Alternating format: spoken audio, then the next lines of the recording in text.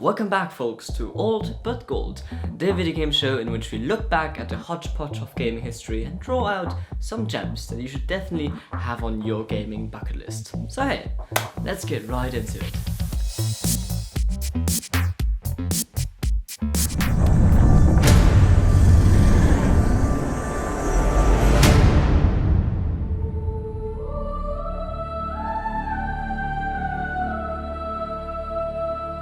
Experience an unforgettable journey into a land forgotten by time. A story of companionship and undying love, and mythical giants to discover, unearth and destroy. That's what the English box art is telling us about the experience you will be having with Shadow of the Colossus.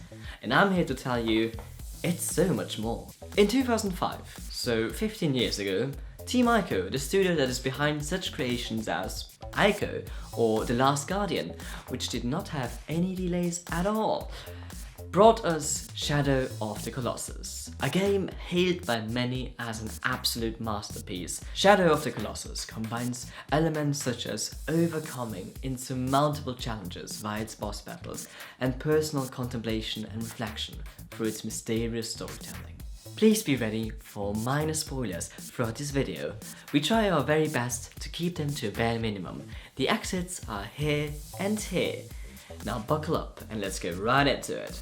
Shadow of the Colossus tells the story of how Wanda, our protagonist, arrives under pursuit for stealing an ancient sword in a barren land called the Forbidden Lands with his companion horse Agro and a deceased young woman called Mono. Happy beginnings! A really good start. They make their way over an iconic bridge that leads towards the shrine of worship.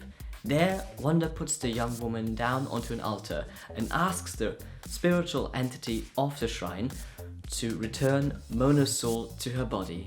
The entity, known as Storman, answers his plea through a voice coming from somewhere above. He tells Wanda to destroy the 16 idols within the temple, and that he has to slay the 16 colossi of these lands. And there you go, out into the world, alongside your body Agro with an ancient sword and a bow, into the mystical Forbidden Lands. And if you're a lover of challenging boss fights, where every enemy you face is unique in their own way, and every boss has a unique path to being defeated, then, oh I tell you, you're going to love this. Put on paper, it sounds pretty simple. Go out, traverse abandoned landscapes to find your next foe, slay the colossi, and keep on doing so until you got all of them. But it's so much more. You see, the world in which you ride around has a vast story. You will ride past ruins of ancient times, walk trails that have not been walked on for centuries as you find your colossi. Creatures of stone, hair and flesh that are fueled by some kind of magical energy and actually still have some humanity left in them. Some are not bigger than a truck, while others shape the landscape with every move they make. Your goal is to find the weak spot of those creatures as you attack, traverse or flee from them.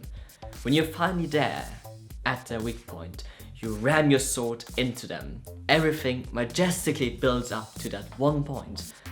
And then, sadness follows. The end of the battle is not glorious. You are not glorious. As the Colossus falls down to its knees, you absorb its energy into yourself and make your way to slay the next Colossus. The Colossi don't have any ill will against you. When you reach one, they are not going to outright attack you, and most of them will keep on moving, living their life as you live yours. The time of traveling between Colossus and Colossus is there for you to reflect and think about your actions. As you keep on moving through this empty world, you keep on slaying the last bits of life that are in it. While Shadow of the Colossus does a great job in making you feel like a hero, it also gives you the feeling of being a true villain. This game offers you a great gameplay experience with varied battles that just need you to try and think, while also telling a unique story that might be overlooked. It is a game for anyone who loves the rush of slaying colossal foes, while it is also something for people who love to go down the rabbit hole of storytelling, putting the pieces together, trying to understand and fully feel the world. And if you're now in the mood to saddle up and slay some colossi but don't have a PS2 or the cartridge for that, well, no worries, as always, I got some good news for you. Shadow of the Colossus is nowadays available on PS3 and PS4 in a remastered version with massive graphical and also gameplay improvements. And the PS4 version in specific also has a new secret to uncover that has been investigated by Reddit users since 2007. Shadow of the Colossus is truly a masterpiece, and you should definitely have it on your gaming bucket list. So yeah, that was old but gold again. Hope you liked it, and hey, I'm Florian, and see you in the Forbidden Lands. Bye!